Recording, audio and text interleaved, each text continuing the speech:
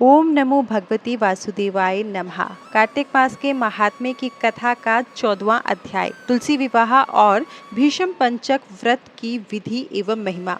ब्रह्मा जी कहते हैं, कार्तिक शुक्ला नवमी को द्वापर युग का प्रारंभ हुआ है। अतः वह तिथि दान और उपवास में क्रमशः पूर्वाहन व्यापिनी या पराहन व्यापिनी हो तो ग्राह्य है। इस तिथि को नवमी से एकादशी तक मनुष्य शास्त्रोक्त विधि से तुलसी के विवाह का उत्सव करे तो उसे कन्यादान का फल होता है।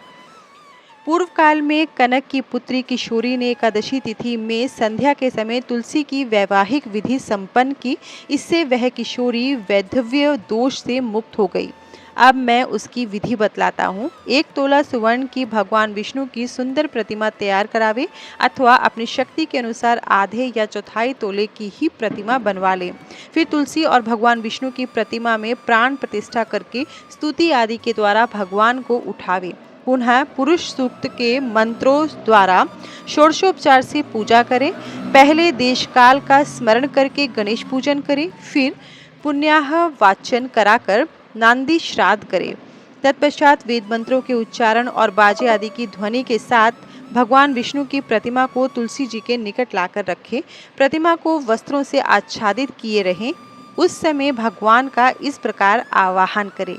आगच्छ भगवन् देव अर्चिष्यामि केशव, तुभ्यं दास्यामि तुलसीम सर्व काम प्रदो भव।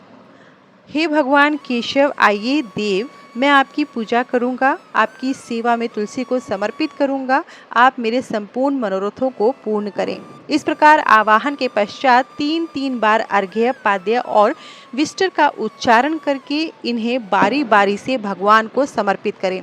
फिर आचमनीय पद का 3 बार उच्चारण करके भगवान को आचमन करावे। इसके बाद कांसे के पात्र में दही, घी और मधु रखकर उसे कांसे के पात्र से ही ढक दें तथा भगवान को अर्पण करते हुए इस प्रकार कहें, वासुदेव, आपको नमस्कार है, यह मधुपर्क ग्रहण कीजिए। तदनंतर हरिद्रा लेपन और अभ्यंग कार्य संपन्न करके गोधूली की बेला में तुलसी और श्री विष्णु का पूजन पृथक पृथक करना चाहिए। दोनों को एक दूसरे के सम्मुख रखकर मंगल पाठ करें। जब भगवान सूर्य कुछ दिखाई देते हों तब कन्यादान का संकल्प करें। अपने गोत्र और प्रवर का उच्चारण करके आदि की 3 पीढ़ियों का भी आवर्तन करें। तत्पश्चात भगवान से इस प्रकार कहें, आदि, मध्य और अंत से रहित त्रिभुवन प्रतिपालक परमेश्वर, इस तुलसी को आप विवाह की विधि से ग्रहण करें। यह पार्वती के बीच से प्रकट हुई है, वृंदा की भस्म में स्थित रही है तथा आदि, मध्य और अंत से शून्य है। आपको तुलसी बहुत प्रिय है, अतः इसे मैं आपकी सेवा में अर्पित करता हूँ। मैंने जल के घड़ों से सींच कर और अन्य प्रकार की सेवाएं करके अपनी पुत्री की भांति इसे पाला, पोसा और बढ़ाया है। आपकी प्रिय तुलसी मैं आपको ही दे रहा हूँ, प्रभु आप इसे ग्रहण करें। इस प्रकार तुलसी का दान करके फिर उन दिनों तुलसी और विष्णु की पूजा करें, विवाह का उत्सव मनावे। सवेरे होने पर पुनः तुलसी और विष्णु का पूजन करें। अग्नि की स्थापना करके उसमें द्वादक्षर मंत्र से खीर, घी, मधु और तिल मिश्रित हवनीय द्रव्य की 108 आहुति दें। फिर स्विष्टकृत होम करके पूर्णाहुति दें। आचार्य की पूजा करके होम की शेष विधि पूरी करें। उसके बाद भगवान से इस प्रकार प्रार्थना करें, देव, प्रभु, आपकी प्रसन्नता के लिए मैंने यह व्रत किया। जनार्दन, इसमें जो न्यूनता हो वह आपके प्रसाद से पूर्णता को प्राप्त हो जाए। यदि द्वादशी में रेवती का चौथा चरण बीत रहा हो तो उस समय पारण न करें।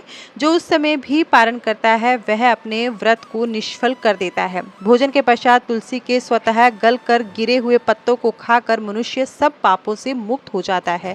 भोजन के अंत में रूख, आंवला और बेर का फल खा लेने से उच्छिष्ट दोष मिट जाता है। तदनंतर भगवान का विसर्जन करते हुए कहें, भगवान, आप तुलसी के साथ वैकुंठ धाम में पधारें। प्रभु, मेरे द्वारा की हुई पूजा ग्रहण करके आप सदा संतुष्ट रहें। इस प्रकार देवेश्वर विष्णु का विसर्जन करके मूर्ति आदि सब सामग्री आचार्य को अर्पण करें। इससे मनुष्य कृतार्थ हो जाता है। कार्तिक शुक्ल पक्ष में एकादशी को प्रातः काल विधि पूर्वक स्नान करके 5 दिन का व्रत ग्रहण करें। बाणशैया पर सोए हुए महात्मा भीष्म ने राजधर्म, मोक्ष धर्म और दान धर्म का वर्णन किया, जिसे पांडवों के साथ ही भगवान श्री कृष्ण ने भी सुना। उससे प्रसन्न होकर भगवान वासुदेव ने कहा, भीष्म, तुम धन्य हो, धन्य हो। तुमने धर्मों का स्वरूप अच्छी तरह से श्रवण कराया है। कार्तिक की एकादशी को तुमने जल के लिए याचना की और अर्जुन ने बाण के वेग से गंगा जल प्रस्तुत किया, जिससे तुम्हारे तन मन प्राण संतुष्ट हुए। इसलिए आज से लेकर पूर्णिमा तक तुम्हें सब लोग अर्घ्य दान से तृप्त करें और मुझको संतुष्ट करने वाले इस भीष्म पंचक नामक व्रत का पालन प्रतिवर्ष करते रहें। मंत्र पढ़कर सव्य भाव से महात्मा भीष्म के लिए तर्पण करना चाहिए। यह भीष्म तर्पण सभी वर्णों के लोगों के लिए कर्तव्य है।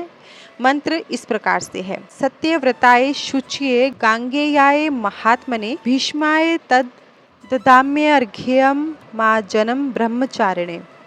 आजन्म ब्रह्मचर्य का पालन करने वाले परम पवित्र सत्यव्रत परायण गंगानंदन महात्मा भीष्म को मैं यह अर्घ्य देता हूँ। जो मनुष्य पुत्र की कामना से स्त्री सहित भीष्म पंचक व्रत का पालन करता है, वह वर्ष के भीतर ही पुत्र प्राप्त करता है।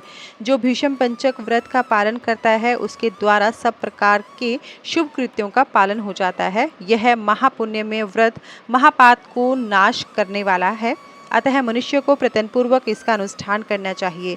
इसमें भीष्म जी के लिए जलदान और अर्घ्य दान विशेष यत्न से करना चाहिए। जो आगे बताए जा रहे मंत्र से भीष्म जी के लिए अर्घ्य दान करता है, वह मोक्ष का भागी होता है।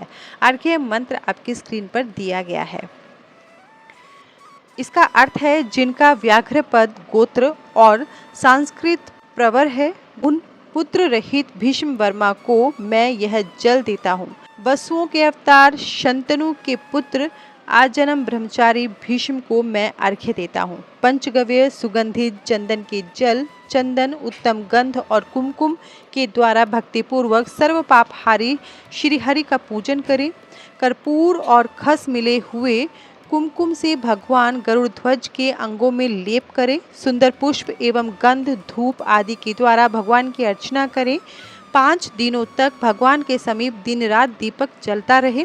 देवादिदेव भगवान के लिए उत्तम से उत्तम नैवेद्य निवेदन करें। इस प्रकार भगवान की पूजा अर्चना, ध्यान और नमस्कार के पश्चात ओम नमो वासुदेवाय इस मंत्र का 108 बार जप करें। फिर घी मिलाए हुए तिल, चावल और जौ आदि के द्वारा स्वाहा विशिष्ट षडक्षर ओम रामाय नमः मंत्र से आहुति दें। इसके बाद सायं संध्या करके भगवान विष्णु को प्रणाम करें तथा पूर्ववत मंत्र जप कर धरती पर ही शयन करें। भक्तिपूर्वक भगवान में ही मन को लगावे। व्रत के समय बुद्धिमान पुरुष ब्रह्मचर्य का पालन करते हुए पाप पूर्ण विचार तथा पाप के कारण भूत मैथुन का परित्याग करे। शाकाहार और मुनियों के अन्न से निर्वाह करते हुए सदा भगवान विष्णु के पूजन में तत्पर रहे। रात्रि में पंचगव्य लेकर भोजन करें। इस प्रकार भलीभांति व्रत को समाप्त करें। ऐसा करने से मनुष्य शास्त्रोक्त फल को पाता है। स्त्रियों को अपने पति की आज्ञा लेकर पुण्य की वृद्धि करनी चाहिए। विधवाओं को भी मोक्ष सुख की वृद्धि के लिए व्रत का अनुष्ठान करना चाहिए। पहले अयोध्यापुरी में कोई अतिथि नाम के राजा हो गए हैं। उन्होंने वशिष्ठ जी के वचन से इस परम दुर्लभ व्रत का अनुष्ठान किया था, जिससे इस लोक में संपूर्ण भोगों का उपभोग करके अंत में वे भगवान विष्णु के परम धाम में गए। इस प्रकार नियम, उपवास और पंचगव्य से तथा दूध, फल, मूल एवं भविष्य के आहार से निर्वाह करते हुए भीष्म पंचक व्रत का पालन करें। पूर्णमासी आने पर पहले के समान पूजन करके ब्राह्मणों को भोजन करावे और बछड़े सहित गौ का दान करें। एकादशी से लेकर पूर्णिमा तक 5 दिनों का भीष्म पंचक व्रत समस्त भूमंडल में प्रसिद्ध है।